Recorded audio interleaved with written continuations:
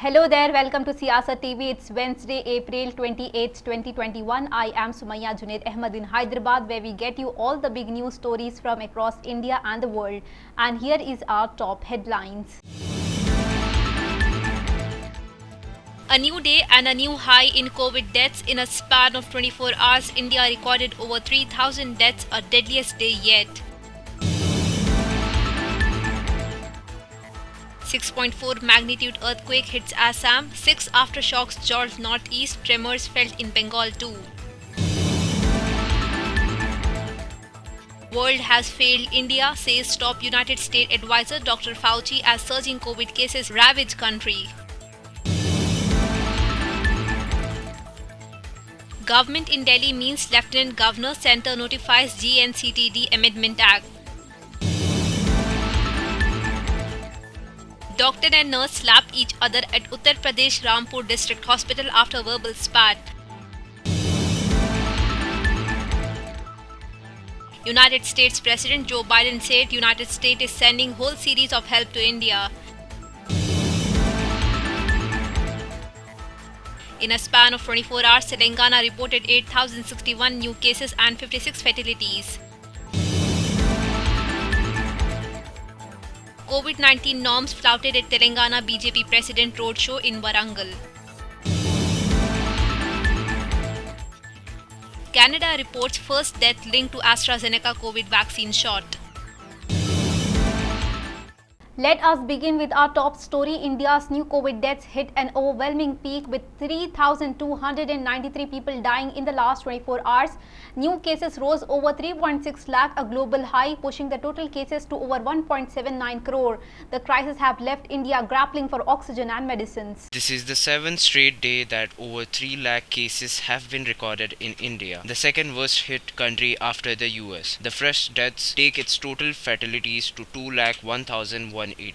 Prime Minister Narendra Modi on Tuesday chaired a meeting with top officials to review the COVID situation and asked them to ensure rapid upgrading of health infrastructure. The explosion in COVID cases and deaths in India in the second wave, which has left the public healthcare system crippled, has prompted many nations, including the US, to offer help. Moving on to our next story, the National Center for Seismology said an earthquake of magnitude 6.4 struck Assam this morning. Strong tremors were felt parts of northeast as well as North Bengal.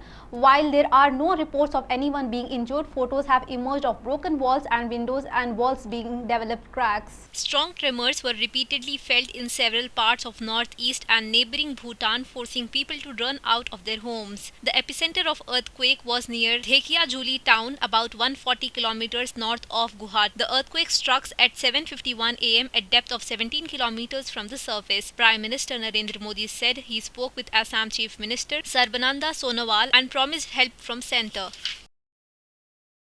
A curfew has been ordered in Uttarakhand's Haridwar from today, a day after the final Shahi Snan royal bath of a mega Kumbh that has seen tens of thousands of devotees defy COVID protocol, even as India fights a virus that has killed over 17,000 people in past week alone. The Haridwar district magistrate said only essential services will be allowed during the curfew hours, which will be enforced in urban areas of Haridwar, Rokari, Lanskar and Bhagwanpur. Tuesday's Shahi Snan, the last of 4, was held after Prime Minister Narendra Modi's appeal on 18th of April to keep Kumbh a symbolic affair and help to protect people from ramping virus. Hours after appeal, Swami Avdesh Anand Giri, the head of Juna Akhada or religious group, said this is the end of Kumbh for the collective and called others to follow the suit.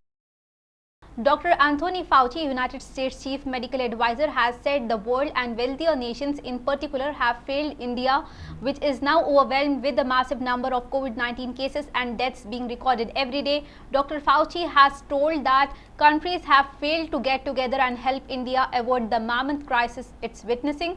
On Wednesday, India recorded 3.60 lakh fresh COVID-19 cases, the highest for any country, along with 3,000 deaths. Dr. Fauci has said the world should have united for a global response to the tragedy that is unfolding in India, while also slamming the rich nations for failing to provide equal access to healthcare around the world. Dr. Fauci said the situation in India is an example of global inequality. India's COVID-19 death toll crossed the 2 lakh mark today. 4 patients died this morning after a fire broke out at a private hospital near Maharashtra's Thane, around 28 kilometers from the state capital Mumbai.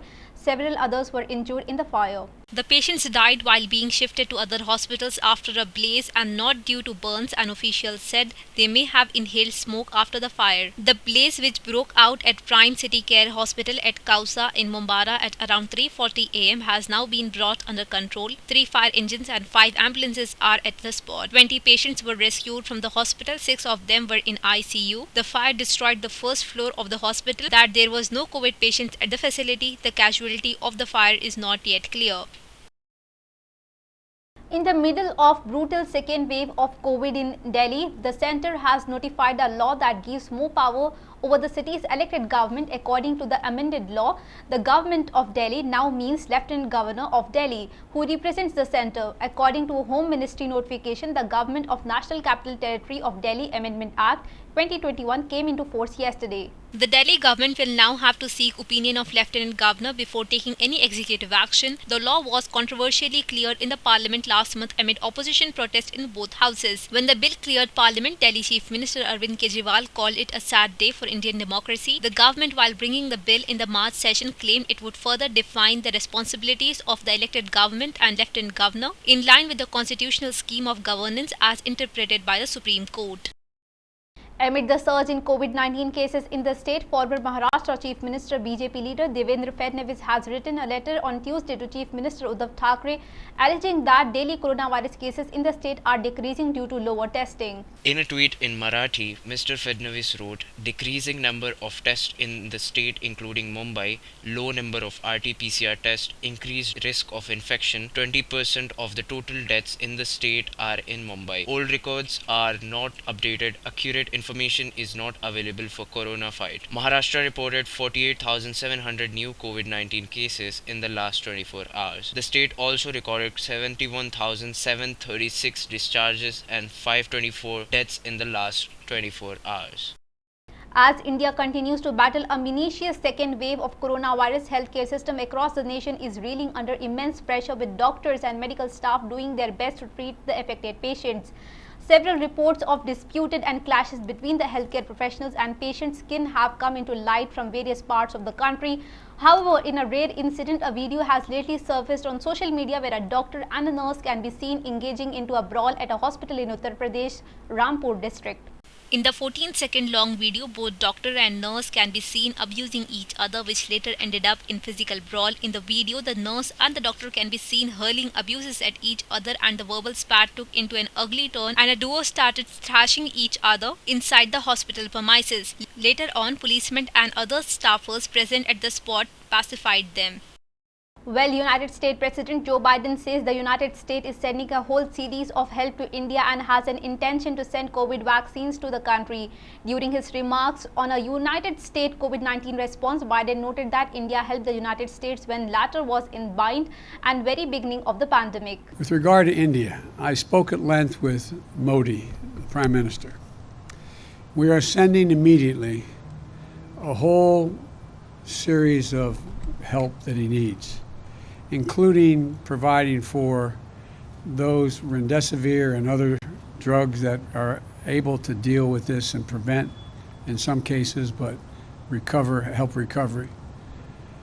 Secondly, we are sending the actual mechanical parts that are needed for the machinery they have to build a vaccine, and that's being done as well.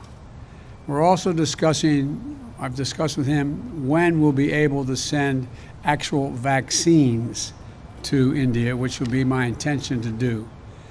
The problem is right now we have to make sure we have other vaccines like Novavax and others coming on probably, and I think we'll be in a position to be able to share vaccines as well as know-how with other countries who are in real need. That's the hope and expectation. And I might add, when we were in a bind at the very beginning, India helped us. Images of women giving cardiopulmonary resuscitation to her husband in an auto and officers shouting at fanatic relative fighting over oxygen have gone viral in nationwide COVID crisis, both the incidents from Agra in Uttar Pradesh. In onset of visual, a woman, Renu Singhal, is seen with her husband who is a COVID positive and looks to be on the verge of collapse. As man Ravi Singhal started gasping for breath, she was seen trying to resuscitate him. The attempts ended tragically as Ravi Singhal died on his wife's lap into an auto that parked right outside the hospital. He was declared dead at SN Medical College Hospital in the city. Let us shift our focus to Telangana, where COVID cases continue to surge in state. Corona positive cases continue to rise in Telangana. Telangana reported 8,061 new COVID-19 cases and 56 fatalities on Tuesday, pushing the cumulative number of deaths to 2,150 and total number of positive cases to 4,19,966. The number of active cases has reached 72,133, out of which 50,972 positive cases are in home isolation and 21,161 patients are undergoing treatment in private and government hospitals. The COVID-19 positive cases reported from the district included 1,508 from areas under GHMC alone. All-right, Health Minister Itala Rajendra said on Tuesday Telangana government is taking every possible step to control COVID-19, including ensuring adequate supplies of medical oxygen to hospitals. Steps have also been initiated to add more beds equipped with oxygen and various hospitals. Addressing a press conference, the minister said that there is no oxygen shortage in Hyderabad city. Supplies are being made to hospitals in the districts also. Mr. Rajendra said Chief Minister K. Chandrasekhar Rao's advice well in advance in terms of augmenting oxygen supplies, ensuring additional beds and other facilities have helped the state dealing with COVID-19. The health minister said Telangana has 10,000 oxygen beds currently. The state is all set to add 400 more such beds at Gandhi Hospital, the only hospital in the country with 600 ICU beds. Amid the massive surge in coronavirus cases in the state, Telangana Bharatiya Janata Party President Bunty Sanjay on Tuesday participated in a road show while campaigning for the Greater Warangal Municipal Corporation election, where COVID norms were flouted by the participant. The official Twitter account of Telangana BJP tweeted pictures of the road show where a huge crowds could be seen gathered without practicing social distancing or without masks. After facing criticism on the microblogging site, Telangana BJP deleted the tweet. This comes amid Telangana reported 10,122 new COVID-19 cases and 52 deaths on Tuesday, the highest single-day spike so far. According to state government data, Warangal Urban alone has reported 653 coronavirus cases yesterday. The state has 69,221 active cases currently. Moving on to our international news, provincial authorities announced on Tuesday that a 54-year-old woman has died in Canada after receiving the AstraZeneca COVID vaccine. It is the first fatality linked to the drug in the country. The French-speaking province's chief public health officer, Horacio Arruda, said life-saving treatments did not work and the unidentified patient died of cerebral thrombosis after being vaccinated. But he cautioned that the death should not change the government's recommendations to use vaccine for those over 45 years of old. As of last Friday, just over 1.1 million AstraZeneca doses have been administered nationwide.